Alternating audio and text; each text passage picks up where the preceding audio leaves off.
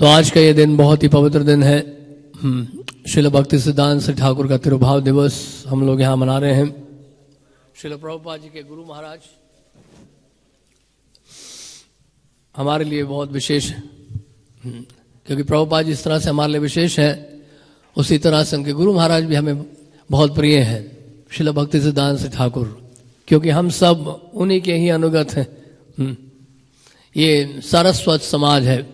सारस्वत समाज का मतलब है कि भक्ति सिद्धांत सदी ठाकुर के हम लोग सब अनुयायी हैं, प्रभुपाद जी के माध्यम से, गुरु परंपरा के माध्यम से। तो 1874 6 फरवरी को श्रील भक्ति सिद्धांत ठाकुर का आविर्भाव हुआ था जगन्नाथपुरी में। और विशेष दिन माघ के महीने में उनका आविर्भाव हुआ और आज के दिन जो है उनका तिरुभाव हुआ है। कृष्ण पंचमी है शायद आज।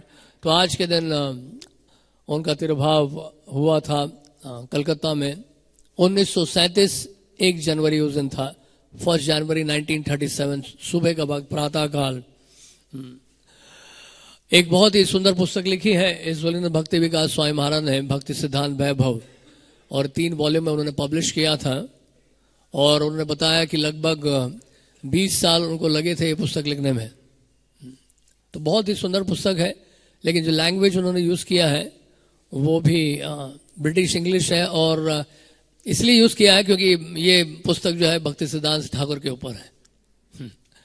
तो इसके लिए आपको एक डिक्शनरी रखना पड़ेगा साथ में पढ़ने के लिए। तो मैं वो पैसेज आपको पढ़ के सुनाना चाहता हूँ जिसमें उनके तिरुभाव के बारे में चर्चा की गई है, जो अंतिम दिन थे श्रील भक्ति सिद्धांत ठाकुर के, और उसमें जो विवरण दिया हुआ है हिस्सों भक्ति विकास स्वामी महाराज के द्वारा, वो मैं आपको पढ़ के सुनाना चाहता हूँ क्योंकि आज उनका तिरुभाव दिवस है। तो इस तरह से हमने कभी सुना नहीं होगा, तो आज सुन लेते हैं उनके तिरुभाव दिवस के समय, तिरुभाव के समय क्या परिस्थितियां रही हैं और क्या उन्होंने उपदेश दिया। तो इसको हम लोग जानने का प्रयास करेंगे। इतना समय नहीं होगा कि मैं हिंदी में भी अनुवाद करूं, तो मैं इंग्लिश में डायरेक्टली पढ़ूंगा, तो आप थोड़ा सा सुनिएगा ध्यान से।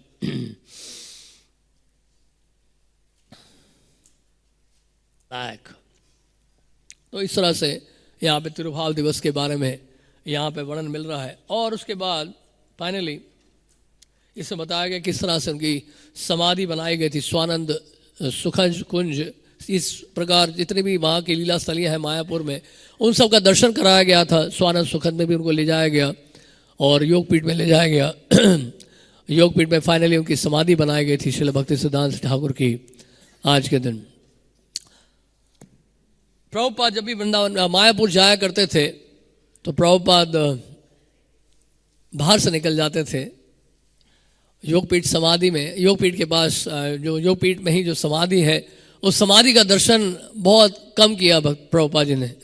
अक्सर प्रभुपाद गाड़ी में जाते तो उस रास्ते से निकलते तो बाहर से निकल जाते थे। तो उनके कुछ शिष्यों ने कहा कि प्रभुपाद आपके कुछ गुरु भाई आपकी निंदा कर रहे हैं ये कहते हुए कि आप समाधि का दर्शन नहीं करते हैं, बाहर से निकल जाते हैं। प्रभुपाद ने कहा, my guru Maharaj is not there in the samadhi, he is with me. तो प्रभुपाद ने कहा कि वो जो समाधि बनाया ना वहां पे नहीं है मेरे गुरुदेव मेरे साथ में। तो प्रभुपाद ने शिरोधार किया, यानी कि उनके गुरुदेव का जो आदेश है, उपदेश है, उसको हृदयांगम किया श्रील प्रभुपाद जी ने, और उनकी इच्छा को पूरा करने के लिए पूरे पृथ्वी में भ्रमण किया। तो प्रभुपाद जी का विशेष योगदान है और बहुत प्रमुख शिष्यों में से एक है श्रील प्रभुपाद। तो इस तरह आविर्भाव भी जब हुआ था उनका, तो सामान्य व्यक्ति की तरह नहीं था। उनका जन्म 1874 6 फरवरी को 3:30 बजे दोपहर में उनका जन्म हुआ था। और भक्तिविनोद ठाकुर का जहाँ घर है, चैतन्य मठ के नाम से भी जाना जाता है, जीटी रोड जो है वहाँ जगन्नाथपुरी में, तो उसी मंदिर में, उसी स्थान में उनका जन्म हुआ था। और जब जन्म हुआ तो फिर क्या, उनके शरीर में जो नाल होती है, तो नाल कैसे लिपटी हुई थी, जिस तरह से जनेऊ लिपटा होता है किसी ब्राह्मण के शरीर में। तो उस नाल को फिर, नाल ये संकेत दे रहा था कि ये कोई साधारण व्यक्ति नहीं है, कि बचपन से ही ये कौन है, वैष्णव ब्राह्मण है। तो इस प्रकार से भक्ति सिद्धांत ठाकुर का एक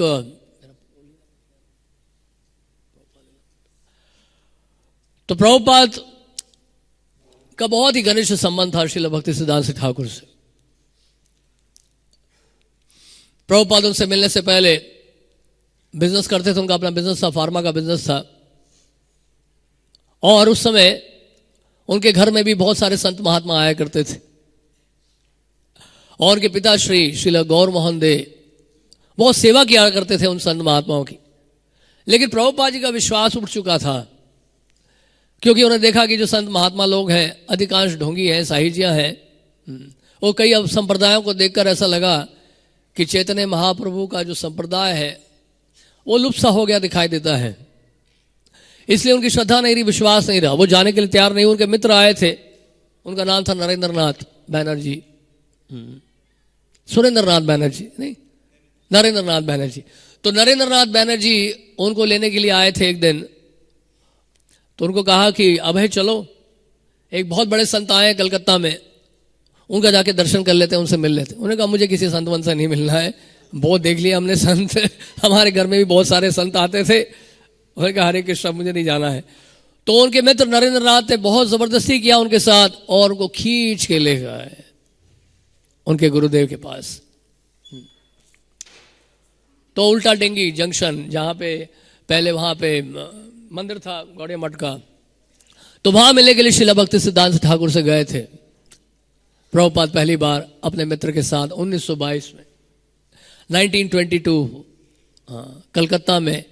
और जब भक्ति सिद्धांत ठाकुर के पास गए तो उस समय वो प्रवचन दे रहे थे, कथा कर रहे थे, और कथा के दौरान उस समय वो पहुंचे अपने मित्र के साथ, और भक्ति सिद्धांत ठाकुर को दंडवत किया उन्होंने। और दंडवत करके जैसे ही उठे तो उनके गुरुदेव ने कहा, इशारा कर कर, संकेत देकर, हाथ दिखाकर कि आप दोनों तो शिक्षित लगते हो, पढ़े लिखे लगते हो, आप क्यों नहीं चैतन्य महाप्रभु का संदेश पूरे भारतवर्ष में लेके जाते, पूरे विश्व भर में लेके जाते। चैतन्य महाप्रभु का संदेश आप लोग लेके जाओ, अंग्रेजी भाषा में इसका प्रचार करो पूरे विश्व भर में। तो ये सेक्शन में यहां से पढ़ रहा हूं प्रभुपाद लीलामृत से, जिसमें बहुत सुंदर वर्णन किया गया है, डिस्क्रिप्शन दिया गया कि एग्जैक्टली जो क्या हुआ था उस समय जब प्रभुपाद जी मिले थे और उन्होंने क्या बोला था। और ये सेक्शन आपको मैं पढ़ के सुना रहा हूं।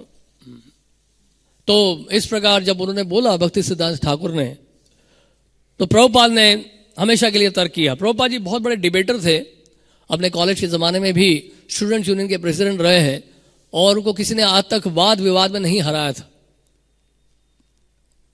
और अब इसलिए यहां पर भी प्रभुपाद जी उसी तार्किक बुद्धि से प्रस्तुत कर रहे थे इस बात को, और कहा कि who will hear your Chaitanya's message, we are a dependent country, first India must become independent, पहले भारत को स्वतंत्र होना पड़ेगा, महाप्रभु के संदेश को कौन सुनेगा। How can we spread Indian culture if we are under British rule, हम तो अंग्रेज सरकार के अधीन है, कौन सुनेगा हमें। Srila Bhakti Siddhanta replied in a quiet, deep voice that Krishna consciousness didn't have to wait for a change in Indian politics, nor was it dependent on who ruled. Krishna consciousness was so important, so exclusively important, that it could not wait. Srila Bhakti Siddhanta continued, whether one power or another ruled was a temporary situation, but the eternal reality is Krishna consciousness, and the real self is the spirit soul. No man-made political system therefore could actually help humanity. This was the verdict of the Vedic scriptures and the line of the spiritual masters. Although everyone is the eternal servant of God, when one takes himself to be the temporary body and regards the nation of his birth as worshipable, he comes under illusion. The leaders and the followers of the world's political movements, including the movement of Swaraj, were simply cultivating this illusion. Real welfare work, whether individual, social or political, should help prepare a person for his next life and help him re-establish an eternal relationship with the Supreme. फिर आगे क्या बोलते हैं देखिए। तो ये जब सुना प्रभुपाद ने, तो प्रभुपाद को ऐसा लगा, he felt himself defeated, Prabhupada ji के लिए बता रहे हैं, but he liked it. He suddenly realized that he had never before been defeated, but this defeat was not a loss, it was an immense gain. तो ऐसा लगा उनको कि मैं तो आज तक कभी किसी से हराया नहीं गया, कभी मैं हारा नहीं हूं वाद विवाद में, पहली बार मुझे किसी ने हराया है। तो प्रभुपाद लिख रहे हैं, प्रभुपाद बता रहे हैं, प्रभुपाद को कोट कर रहे हैं यहाँ पे, I was from a Vaishnav family so I could appreciate what he was preaching. Of course he was speaking to everyone, but he found something in me, and I was convinced about his argument and mode of presentation. I was so much struck with wonder. I could understand. Here is a proper person who can give a real religious idea. Walking away from the ashram, Naren turned to his friend. So Abhay, what was your impression? What do you think of him? So Abhay said, he is wonderful. The message of Lord Chaitanya is in the hands of a very expert person. I accepted him as my spiritual master immediately, not officially, but in my heart. I was thinking that I had met a very nice saintly person. तो इस प्रकार प्रभुपाद यहाँ बता रहे हैं, अपना विचार प्रकट कर रहे हैं कि किस तरह वो अपने गुरुदेव से मिले और किस तरह से उनको प्रेरणा मिली और किस तरह से वो उनका संबंध स्थापित हुआ अपने गुरुदेव के साथ.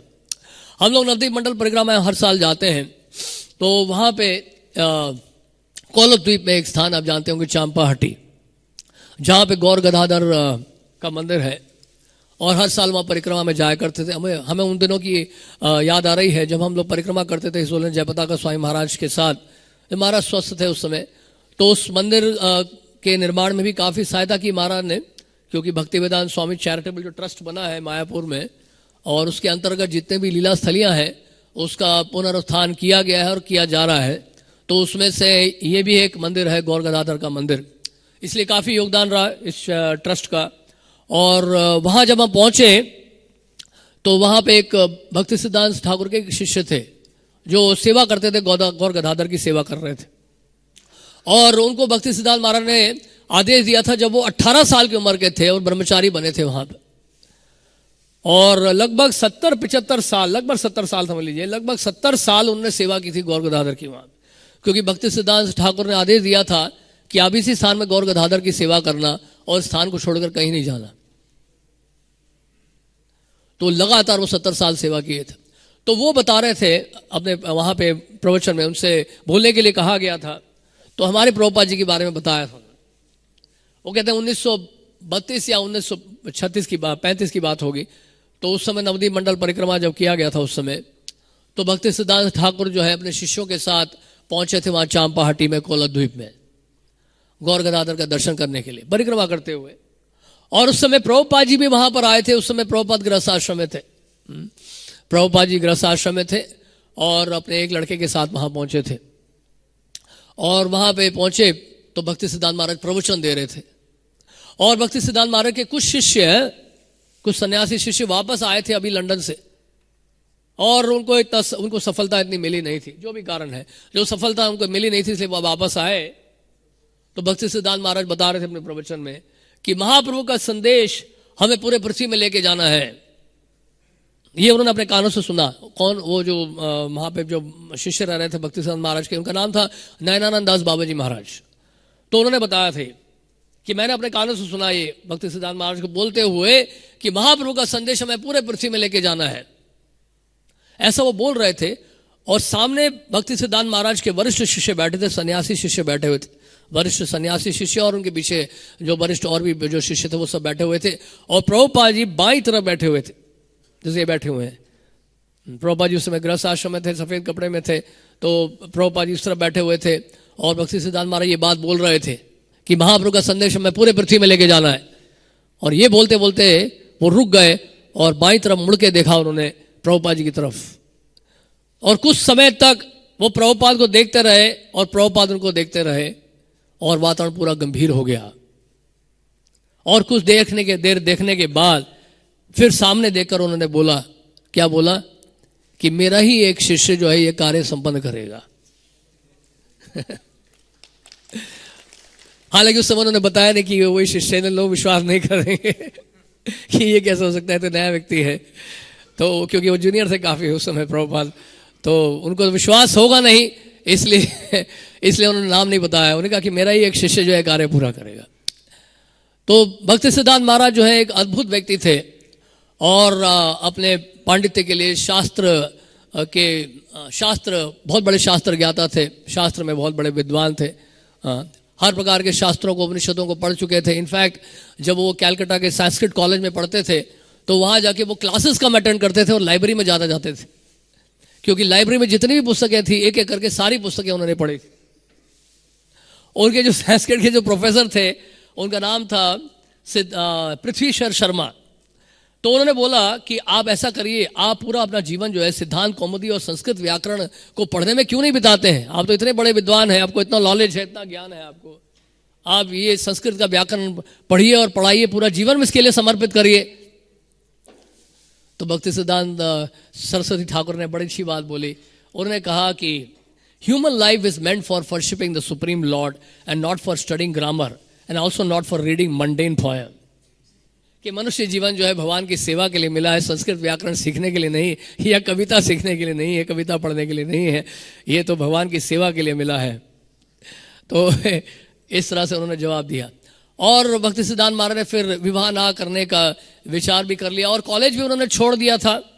और कॉलेज इसलिए छोड़ा, बीच में पढ़ाई उन्होंने छोड़ दी, तो उनको लगा कि अगर बहुत ज़्यादा पढ़ लिखूंगा तो फिर मेरे रिश्तेदार जो है वो मजबूर करेंगे और फोर्स करेंगे मुझे शादी करने के लिए। तो इसलिए वो विचार किया कि मैं और जो है नहीं पढ़ूंगा संस्कृत कॉलेज में। यहाँ तक कि कैलकाटा यूनिवर्सिटी की तरफ से उनको प्रपोजल भी आया था कि वो पूरे यूनिवर्सिटी का जो संस्कृत का जो डिपार्टमेंट है उसको हेड करें। हालांकि वो अभी तक पूरी तरह से उन्होंने ग्रेजुएशन भी नहीं किया था, उसके बावजूद ये प्रपोजल आ गया था कि हेड करें संस्कृत डिपार्टमेंट को, क्योंकि उनकी स्कॉलरशिप के कारण। 1905 में उन्होंने वो लिया था, उन्होंने एक शपथ ली थी, वो लिया था कि वो अब 100 करोड़ नाम लेंगे। 1905 में उन्होंने बेसिकली वो लिया था। और योग पीठ में उन्होंने जो है अपना भजन शुरू किया था और वहाँ एक कुटिया बनाई थी। और बाद में 1908 में जब उनको स्थान मिल गया था, जन चंद्रशेखर आचार्य का भवन जिसको कहते हैं, और उस स्थान में उन्होंने फिर बाद में मंदिर भी बनाया, तो उस स्थान में फिर उन्होंने भजन कुटीर बनाया था। और उस भजन कुटीर के सामने और उन्होंने 2 कुंड भी खुदवाए थे, राधा कुंड और श्याम कुंड। और उसके सामने उन्होंने भजन करना शुरू किया था 1908 में। और लगभग 9-10 साल के समय में उन्होंने करीब 100 करोड़ नाम लिए थे। और बारिश के दिनों में भी वो महामंत्र का जप करते थे, जप की संख्या पूरी करते थे। कैसे? वो एक हाथ में छतरी पकड़ते थे और एक हाथ में माला होती थी। और बहुत कठोर तपस्या की उन्होंने। और यहाँ तक कि उन्होंने चातुर्मास्य का जो व्रत रखा था उसमें भी कैसा व्रत रखते थे, वो दोनों हाथ को पीछे रखते थे और केवल मुंह के बल जो है एक समय में जितना प्रसाद मुंह के अंदर चला जाए उतना ही ग्रहण करते थे। इस प्रकार से 4 महीने का व्रत रखते थे, चतुर्मास्य का व्रत रखते थे। तो इस प्रकार उन्होंने बहुत घोर तपस्या की।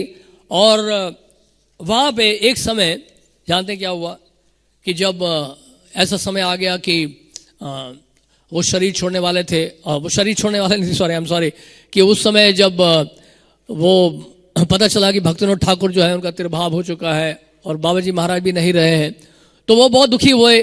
उनको लगा कि महाप्रभु का संकीर्तन आंदोलन किस तरह से इसका प्रचार प्रसार होगा।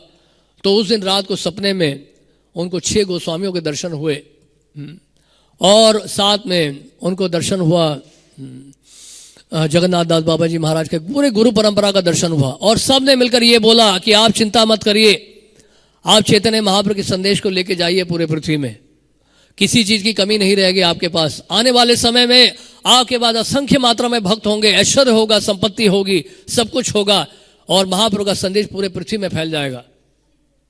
आपको केवल इसकी शुरुआत करनी है क्योंकि हम आपके साथ। तो इस तरह से भक्ति सिद्धांत महाराज जो है उन्होंने इस प्रकार आदेश का पालन किया। और इसके उपरांत जो है फिर वो अपने गुरु महाराज से दीक्षा ग्रहण करने के लिए भी गए थे, श्रील गौर किशोरदास बाबा जी महाराज से। भक्तिविनोद ठाकुर ने क्योंकि ये कहा था कि आप दीक्षा लो तो उन्हीं से लो, बाबा जी महाराज से, और दीक्षा लेने के बाद ही वापस घर आना, नहीं तो घर वापस मत आना। तो बाबा जी महाराज के पास गए और बाबा जी महाराज के पास जब गए तो बाबा जी महाराज कहते हैं कि मैं तो दीक्षा देता नहीं हूं किसी को, क्योंकि बाबा जी महाराज से एक व्रत लिया था कि वो किसी को दीक्षा देंगे नहीं। तो उन्होंने कहा कि ठीक है, अगर आप कहते हो कि मैं दीक्षा दूं तो मुझे महाप्रभु से पूछना पड़ेगा। तो वो चले गए। फिर कुछ समय के बाद फिर आए, बाबा जी महाराज से पूछे कि बाबा जी महाराज मैं आपसे दीक्षा लेना चाहता हूं कि शरणागत होना चाहता हूं। मैंने महाप्रभु से पूछा था, उन्होंने कुछ जवाब नहीं दिया, उन्होंने कुछ कहा नहीं। और तीसरी बार फिर गए तो तीसरी बार उन्होंने कहा कि अभी तक मुझे कोई उनका आदेश नहीं मिला, कुछ उनसे आज्ञा नहीं मिली है। और जहां तक तुम्हारी बात है, तुम तो बहुत बड़े विद्वान हो, भक्तिनोद ठाकुर के तुम सुपुत्र हो, सारे शास्त्रों के ज्ञाता हो, मैं तो अनपढ़ हूं, मेरे पास तो कोई ज्ञान नहीं है। तो उन्होंने कहा, भक्ति सिद्धांत महाराज ने कहा कि अगर आप मुझे दीक्षा नहीं देंगे तो मेरे पास एक ही उपाय है, निकट में गंगा जी हैं, उसी में कूद के मैं अपना प्राण त्याग दूंगा। तो इस तरह से भक्ति सिद्धांत महाराज को बाबा जी महाराज ने दीक्षा दी थी। सन 1900 में स्वानंद सुखद कुंज में भक्ति सिद्धांत महाराज ने दीक्षा ग्रहण की थी और उन्होंने कुछ आदेश दिए थे भक्ति सिद्धांत महाराज को। क्या क्या आदेश दिए थे सुनिए ध्यान से। जिस तरह से रामानुजाचार्य को आदेश मिला था, क्या आदेश मिला था कि जो मंत्र मैं तुम्हें दे रहा हूं इसका उच्चारण जोर से ना करना, तो उसी तरह का आदेश यहां मिला था। क्या बोला उनको? 3 आदेश दिए थे कि शिष्य मत बनाना, दूसरा किसी के सांसारिक व्यक्ति का संग मत करना, यानी किसी का संग मत करना, और कलकत्ता मत जाना जहां पर कली का वास है। राइट। तो भक्ति सिद्धांत महाराज 1933 में जब योगपीठ में, जब वहां पर योगपीठ में नहीं, जहां पर चंद्रशेखर आचार्य का भवन है, वहां पे बाबा जी महाराज की समाधि, उस स्थान में प्रवचन दे रहे थे और उन्होंने स्पष्टीकरण किया इसका। उन्होंने कहा कि वास्तव में बाबा जी महाराज का कहने का आशय क्या था। उन्होंने कहा कि मुझे शिष्य नहीं बनाना चाहिए, वास्तव में मेरा तो कोई शिष्य है नहीं, ये जितने भी शिष्य हैं ये सब मेरे गुरु हैं। दूसरा, उन्होंने कहा कि मुझे किसी का संग नहीं करना चाहिए, सांसारिक व्यक्ति का। बोलते हैं कि भक्तों के अलावा मैं किसी के संग नहीं करता हूं, और मैं संग करता हूं तो केवल अपने गुरुदेव का संग करता हूं। संग करने का मतलब है कुछ स्वीकार करना। मैं किसी से कुछ स्वीकार नहीं करता हूं, जो भी मैंने स्वीकार किया अपने गुरुदेव से स्वीकार किया है, मैं तो उनकी संगति में हूं। तीसरा, उन्होंने मुझे आदेश दिया था कलकत्ता मत जाना, लेकिन मैं कलकत्ता नहीं जा रहा हूं, मैं तो अपने मंदिर गौड़े मठ में जा रहा हूं, जहां पे मैं, जो कि वैकुंठ से अभिन्न है, जहां पे कोई कली का वास नहीं। तो जिस तरह से रामानुजाचार्य ने भी क्या किया था, गोपुरम के ऊपर चढ़कर, मंदिर के ऊपर चढ़कर जो से चिल्लाने लगे, वो मंत्र का उच्चारण करने लगे, ओम नमो नारायणाय। उनके गुरुदेव ने यही बोला था। उनके गुरुदेव ने कहा कि मैंने तुम्हें मना किया था, फिर भी तुम्हें ऐसा किया, तुम जानते हो इसके लिए तुम्हें नरक जाना पड़ेगा। तो रामानुजाचार्य ने क्या बोला था? उन्होंने यही कहा था, उन्होंने कहा कि नरक जाने के लिए मैं तैयार हूं, अगर इतने सारे जीवात्मा का उद्धार हो जाता है तो इस प्रकार भक्ति सिद्धांत ठाकुर जो है, उन्होंने परंपरा के आदेश का बड़ी कठोरता से पालन किया। और यहां तक कि ये बताया जाता है कलकत्ता में जब उनकी माता श्री भागवती देवी शरीर छोड़ रही थी, और उन्होंने भी ये इच्छा प्रकट की थी कि चैतन्य महाप्रभु का संदेश जो है पूरे पृथ्वी में लेके जाएं। ये उन्होंने बताया, उन्होंने आदेश दिया था भक्ति सिद्धांत ठाकुर को कि आप इस महाप्रभु का संदेश जो है पूरे पृथ्वी में लेके जाइए। अब ये घटना आपको बताना चाहते हैं। ये घटना है सुभाष चंद्र बोस की। सुभाष चंद्र बोस ये भक्ति सिद्धांत ठाकुर से मिलने के लिए आए थे। सुभाष चंद्र बोस उसी कॉलेज में पढ़े थे जहां प्रभुपाद जी पढ़े थे, स्कॉटिश चर्च कॉलेज में। तो सुभाष चंद्र बोस एक बार मिलने के लिए आए थे और उन्होंने आरोप लगाया था भक्ति सिद्धांत ठाकुर के ऊपर। क्या आरोप लगाया था? सुनिए। Our country is suffering in the hands of British. Do you not feel for the national condition? You are holding so many young, energetic, educated men who would be better engaged in the freedom struggle. Why you are keeping them simply for spiritual pursuits? इतने सारे जवान लड़कों को आपने मठ में रख दिया है। अब हमारा देश जो है अधीन है अंग्रेजों के, है? और आपने इनको इस कार्य में लगाया हुआ है। अब इनको साधु संत बना रहे हैं। सरस्वती ठाकुर आंसर्ड, क्योंकि उस समय सुभाष चंद्र बोस वो उन्होंने स्टार्ट किया था इंडियन नेशनल आर्मी, और वो चाहते थे कि भारतीय जो है युवा लोग जो है इस आर्मी में ज्वाइन करें। और देखा कि इनके पास तो बहुत सारे युवा लोग हैं, पढ़े लिखे लोग हैं इनके पास, और ये सब क्या है मठ मंदिर में ज्वाइन करके ऐसा लग रहा है कि अपने जिम्मेदारियों से दूर भाग रहे हैं। सरस्वती ठाकुर कहते हैं, you can take any of man if they agree to go with you, but if any blood is spilled from them, your entire mission will be razed and your personal reputation will be spoiled. Do you know which country you belong to? Now you have taken birth in India. In next life you may be born elsewhere, perhaps even as a Britisher to come and rule here. You need not endeavor to remove the British. They will not remain here forever. In course of time they will automatically leave. It may happen that in future Indians will go to British and rule there. All these things come and go. Why are you so concerned about them? Consider the real aim of life. You want to help your countrymen, yet how many of them can you maintain in your movement? Bring to our mission as many as people as you can, and I will provide them food, residence, clothing, everything. But can you take the full responsibility for the complete necessities of even 10 men? आप जितने लोग भेजना चाहें भेज सकते हैं, हम सबका ध्यान रखेंगे, सबको प्रसाद खिलाएंगे, सबके रहने की व्यवस्था करेंगे, सबको कपड़ा देंगे, सबको देंगे, लेकिन क्या आप खुद केवल 10 लोगों को संभाल सकते हो? Only when he sanctions will the British goes. Do not take these boys for your petty inferior cause. When they have dedicated their valuable lives for superior matters, Bose then offered Dandvat and left. Subhash Chandra Bose Dandvat करके बाहर निकल आए. As Srila Bhakti Siddhanta Thakur disciples saw Bose off, they heard him comment to his men. Previously, बोलते हैं सुभाष चंद्र बोस ने बोला, previously I had scant respect for the sadhus and especially not for the Vaishnavas. Yet now I have seen a Vaishnava powerful enough to actually deliver India. इस तरह सुभाष चंद्र बोस ने बोला. और उसके बाद एक समय 1925 की बात है, मदन मोहन मालवीय जी भी आए थे भक्ति सिद्धांत महाराज से मिलने के लिए, और उन्होंने कहा कि मैं आपके साथ चर्चा करना चाहता हूं वेदांत दर्शन के ऊपर. तो भक्ति सिद्धांत महाराज ने कहा कि वेदांत दर्शन की चर्चा तो आप मेरे शिष्यों के साथ कर सकते हैं. नहीं, आपके साथ ही करना है, ये बहुत कठिन जो है दर्शन है, ये लोग नहीं समझा पाएंगे मुझे. नहीं, आप उनसे पूछिए तो जाइए, जाके पहले अंदर भीतर जाइए. तो भीतर गए तो वहां पुजारी लोग जो है, उनके शिष्य जो है सेवा कर रहे थे, बर्तन साफ कर रहे थे ठाकुर जी के. तो उनसे प्रश्न पूछा तो उन्होंने कहा कि मैं आपके प्रश्न का उत्तर दे सकता हूं, लेकिन अभी हम लोग सेवा कर रहे हैं, क्या आप भी सहायता कर सकते हैं, आप भी थोड़ा सा सेवा करिए. तो मालवीय जी भी जो है उन्होंने भी बर्तन साफ किया, और बर्तन साफ करने के बाद बाहर वापस आ गए. तो भक्ति सिद्धांत महाराज ने पूछा, क्या आपको अपने प्रश्न का उत्तर मिला? उन्होंने कहा कि मेरे अपने प्रश्नों का उत्तर मिल गया है मुझे. आपने पूछा था उनसे? नहीं, मुझे पूछने की आवश्यकता ही नहीं पड़ी, जब मैं सेवा कर रहा था तो सारे प्रश्नों का उत्तर मुझे मिल रहा था. तो भक्ति सिद्धांत महाराज कहते हैं कि मेरे गुरु महाराज श्रील गोरक्षनाथ बाबा जी महाराज भौतिक दृष्टि से अनपढ़ थे, वो अपना नाम भी नहीं लिखना जानते थे, लेकिन क्योंकि वो सेवोन्मुख थे, सेवा का भाव था उनके हृदय में, इसलिए संपूर्ण शास्त्र जो है चैतन्य चरितामृत भागवतम उनकी वाणी में विराजमान था. जब भी वो बोलते थे तो भागवतम से उदाहरण देते थे, चैतन्य भागवत से उदाहरण देते थे, लेकिन अपना नाम नहीं लिखना जानते थे. वो जानते हैं क्यों? क्योंकि वो सेवोन्मुख थे. सेवोन्मुखो ही जीवादो स्वयं एवं स्फुरति अतः.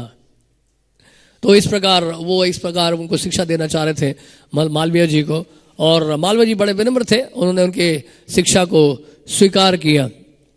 1934 की बात है, भक्ति सिद्धांत महाराज के कुछ शिष्य चर्चा कर रहे थे आपस में, क्योंकि भक्ति सिद्धांत महाराज ने कहा कि हमें इंग्लिश में एक मैगजीन निकालना चाहिए. तो आपस में चर्चा चल रही थी, तो अलग अलग लोग जो है अपना अपना प्रपोजल दे रहे थे, और प्रभुपाद जी उस समय मिलने आए हुए थे, अपने गुरुदेव से मिलने के लिए आए थे. प्रभुपाद जी भी बैठे हुए थे वहां पे. ये 1934 की बात है, और उस समय उन्होंने कई टाइटल्स प्रपोज किए थे उनके शिष्यों ने, जिसमें से लिखा गया universal brotherhood, universal truth, Gaudiya message. Prabhupada को भी पूछा कि आपका क्या विचार है, क्या होना चाहिए नाम इस मैगजीन का. प्रभुपाद ने कहा बैक टू गॉडहेड, क्योंकि भक्ति सिद्धांत महाराज का ये कॉइन किया हुआ टर्म है. भक्ति सिद्धांत महाराज अक्सर कहा करते थे, back home back to Godhead is a motto of the Gaudiya Math. तो इस वजह से क्या ये प्रभुपाद जी को याद था कि प्रभुपाद उनके जो गुरुदेव हैं भक्ति सिद्धांत महाराज इस टाइटल को यूज करते हैं, कई बार का टर्म यूज करते हैं. तो उन्होंने कहा कि इस नाम से हमारा मैगजीन होना चाहिए, और उसके बाद भक्ति सिद्धांत महाराज ने इस टाइटल को स्वीकार किया, उन्होंने अप्रूव किया. हाँ, ये अभय ने जो बोला है बहुत अच्छा बताया है, ये मैगजीन का हमारा ये नाम होना चाहिए. और आने वाले जन्माष्टमी में प्रभुपाद जी जब मिलने गए, अपने गुरुदेव से मिलने गए, तो प्रभुपाद को ऊपर बुलाया, उन्होंने कहा कि आपने वो मैगजीन का नाम बताया था ना बैक टू गॉडहेड, आप इस मैगजीन को छापिए. इसलिए आप देखेंगे शुरू के दिनों में बैक टू गॉडहेड मैगजीन में लिखा रहता था फ्रंट पेज पे, publish under the direct order of the divine grace भक्ति सिद्धांत ठाकुर. तो ये एक्चुअली डायरेक्ट ऑर्डर ही था प्रभुपाद जी को भक्ति सिद्धांत ठाकुर का, जिनके आदेश अनुसार जो है मैगजीन पब्लिश किया गया था. और आज भी 1944 में पहली बार प्रभुपाद ने इसको पब्लिश किया, और आज भी ये मैगजीन पब्लिश हो रहा है पूरे विश्व भर में. तो इस प्रकार ये मैगजीन बीटीजी मैगजीन जो है पब्लिश हुआ था प्रभुपाद जी के द्वारा, उनके गुरु महाराज के आदेश अनुसार. और भक्ति सिद्धांत महाराज चाहते थे उनके जो शिष्य हैं वो ग्रंथों का वितरण भी करें और ग्रंथों का अध्ययन करें. जैसे चैतन्य भागवत, चैतन्य चरितामृत बताया जाता है, भक्ति सिद्धांत ठाकुर ने 108 दफा पढ़ा, 108 टाइम्स, ये दोनों ग्रंथ चैतन्य भागवत और चैतन्य चरितामृत. और यहां तक कि बहुत चैतन्य चरितामृत उनका सबसे प्रिय ग्रंथ था. इसलिए जब प्रभुपाद जी ने चैतन्य चरितामृत को पब्लिश कराया 2 महीने के भीतर, और उनके शिष्यों को आशीर्वाद देते हुए प्रभुपाद ने लिखा था, क्या लिखा था कि आपकी जो चेष्टा से हमारे गुरु महाराज बहुत प्रसन्न होंगे। आपने जो है असंभव कार्य को संभव करके दिखाया है, और इस प्रयास के कारण, क्योंकि आपने हमारे गुरु महाराज को प्रसन्न किया है, इस प्रयास के कारण आप सब के सब भगवान के धाम में जाएंगे। प्रभुपाद ने लेटर में लिखा था चैतन्य चरितामृत पब्लिश होने के बाद। ये चैतन्य चरितामृत जो है भक्ति सिद्धांत महाराज को बहुत प्रिय ग्रंथ था, और इस ग्रंथ के लिए भक्ति सिद्धांत महाराज ने एक बात कही, जानते हैं क्या? सुनिए। In due course mahapralaya devastating floods will inundate the entire universe. If you attempt to survive by swimming in that deluge, then do not neglect to take hold of Bhagavad Gita, Srimad Bhagavatam and Chaitanya Charitamrita. And if you cannot hold all 3, then release Bhagavad Gita. If necessary, you may also relinquish Srimad Bhagavatam, but under no circumstances release Chaitanya Charitamrita. For if this one book remains, then the flood can do no actual damage. Because after it has subsided, the message of Shastra can be revived from Sri Chaitanya Charitamrita alone, it being the essence of all the Shastras. तो इसलिए उनका बड़ा प्रिय ग्रंथ था चैतन्य Charitamrita. Of course का ये अर्थ नहीं है कि हम बाकी ग्रंथों को रिलिक्विश कर दें। चैतन्य चरितामृत का महत्व बताने के लिए उन्होंने ये बात बोली कि कितना महत्वपूर्ण ग्रंथ है ये। चैतन्य महाप्रभु का जो संदेश है, इसमें चैतन्य महाप्रभु का जो शिक्षाएं हैं इस ग्रंथ में प्रस्तुत की गई हैं। तो एक समय बहुत सुंदर घटना आपको बताते हैं। एक उनके शिष्य थे जो सन्यासी थे, वो चले गए थे गंगा सफारी में, और बद्रीनाथ भी चले गए वो, और सब 1 महीने के बाद वापस लौट के आए। कुरुक्षेत्र में जो मंदिर आपने देखा होगा ब्रह्म सरोवर के सामने है, वहां जब पहुंचे तो वहां पे मंदिर में उनको प्रवेश नहीं मिला। हालांकि वो सन्यासी थे 15 साल पुराने, 15 साल पुराने वो सन्यासी शिष्य थे, और उनको एंट्री नहीं मिली मठ में। तो वहां के जो मैनेजर थे उन्होंने बोला कि हमें गुरुदेव से ये चिट्ठी मिली है कि आपको अनुमति नहीं दी जाए, प्रवेश ना करने दिया जाए मंदिर के अंदर, क्योंकि आप बिना अनुमति के गए थे गंगा सफारी में। तो वो बहुत गुस्सा हो गया, बहुत क्रोधित होकर ने कहा कि 15 साल के बाद रहने के बाद मुझे ये दिन देखना पड़ रहा है। तो वहां के मैनेजर ने बड़ी अच्छी बात बोली उनको। उन्होंने कहा कि 15 साल के बाद अगर आपके साथ ऐसा हो रहा है तो मुझे तो बहुत चिंता हो रही है अपने बारे में कि मेरा क्या होगा। तो फिर वो थोड़ा सा पिघल गए। उन्होंने कहा कि अगर कोई क्लास में फेल होता है इसका मतलब ये नहीं कि बाकी सब भी फेल हो जाएं। आप प्रयास करो, आप प्रयास करते रहो। बाद में फिर उनको एंट्री मिल गई, लेकिन भक्ति सिद्धांत महाराज उनका संन्यास वेश उतरवा दिया, बर्तन साफ करवाए, और उनको कहा कि आप ब्रह्मचारी वेश में रहो पूरे जीवन भर। तो पूरे जीवन भर वो ब्रह्मचारी वेश में थे। तो इस प्रकार के स्ट्रिक्ट थे भक्ति सिद्धांत महाराज। और सबसे महत्वपूर्ण बात यह है कि भक्ति सिद्धांत महाराज के जो पब्लिकेशन है, यानी कि जो प्रिंटिंग प्रेस की उन्होंने स्थापना की, एक बहुत अद्भुत कार्य जो एक बहुत ही इनोवेटिव कार्य था। हालांकि श्रील भक्तिविनोद ठाकुर ने कई ग्रंथ पब्लिश किए थे, और कनाडा और कई विदेशों में कई जो बड़े बड़े यूनिवर्सिटीज़ के लाइब्रेरीज में भिजवाया था, और उनके आदेशानुसार ही भक्ति सिद्धांत ठाकुर ने ये पब्लिकेशंस को आगे बढ़ाया। और कलकत्ता में, चेन्नई में, कई स्थानों में, यहाँ तक कि मायापुर में भी प्रिंटिंग प्रेस की स्थापना की थी।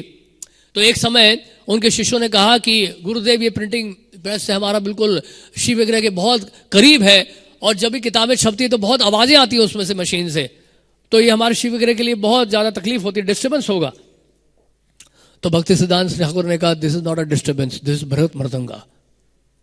ये जो मशीन से जो आवाजें आ रही है, जिससे किताबें छप रही हैं, ये बृहत मृदंग है, क्योंकि मृदंग की आवाज जो है वो मंदिर के कुछ एरिया तक जा सकती है, लेकिन इस मृदंग की आवाज जो है हजारों हजारों मील दूर जाएगी। और इसलिए जब वो उस समय जो किताबें तो इतनी छपी नहीं थी, लेकिन पत्रिकाएं जो भी छपती थी और इसका वितरण के शिष्य करते थे। जैसे एक पत्रिका छपी थी उस समय दैनिक नादिया प्रकाश, और इन पत्रिकाओं का वितरण जब उनके शिष्य करते थे तो भक्ति सिद्धांत महाराज बहुत खुश होते थे। तो आप सबसे भक्तों से कितने खुश होंगे जो आप इतनी संख्या में ग्रंथों का वितरण कर रहे हैं। सोच के देखिए कितना आशीर्वाद देंगे वो। नहीं, बोलते हैं पिता से जो अधिक दयालु होते हैं दादा होते हैं, और दादा से अधिक दयालु कौन है? परदादा है हमारे। तो उनकी विशेष कृपा है, विशेष दया है। और भक्ति सिद्धांत महाराज ने 1935 में ये आदेश दिया था राधा कुंड में श्रील प्रभुपाद जी को भी कि जब भी आपको धन मिले ग्रंथ छापना। और प्रभुपाद जी ने इस आदेश को बहुत गंभीरता से स्वीकार किया, और इस आदेश को इस तरह से स्वीकार किया कि केवल अंग्रेजी भाषा में नहीं, विश्व के सबसे महत्वपूर्ण भाषा जितने भी हैं, अंतर्राष्ट्रीय भाषाओं में, सब में अनुवाद करके इसको प्रकाशित करा दिया। तो ये प्रभुपाद जी का विशेष योगदान है। यानी कि प्रभुपाद ने जो किया, उनके गुरु महाराज का आदेश तो पालन किया, लेकिन उसको और ज्यादा विस्तृत कर दिया और विस्तार से उसको आगे बढ़ा दिया। तो इस प्रकार कई जगह पर उन्होंने प्रिंटिंग प्रेस की स्थापना की थी भक्ति सिद्धांत ठाकुर ने। और इस प्रकार वो चाहते, उनकी इच्छा यही थी कि इन ग्रंथों का प्रकाशन हो और ग्रंथों का वितरण हो पूरे विश्व भर में इसकी स्थापना हो। तो ये घटना आपको बता रहे हैं, ये 2-3 घटनाएं आपको बताना चाहते हैं। एक तो उन्होंने चैतन्य चरितामृत में लिखा है, चैतन्य चरितामृत में लिखते हैं कि भक्ति सिद्धांत सरस्वती ठाकुर जो हैं, जब जगन्नाथपुरी जाते थे जगन्नाथ जी का दर्शन करने के लिए, तो गरुड़ जी के स्तंभ के पास खड़े होकर दर्शन करते थे, जिस तरह से चैतन्य महाप्रभु किया करते थे। तो वो भक्ति सिद्धांत महाराज कहते थे कि गरुड़ जी के स्तंभ के बाद खड़े होकर क्यों दर्शन करना चाहिए।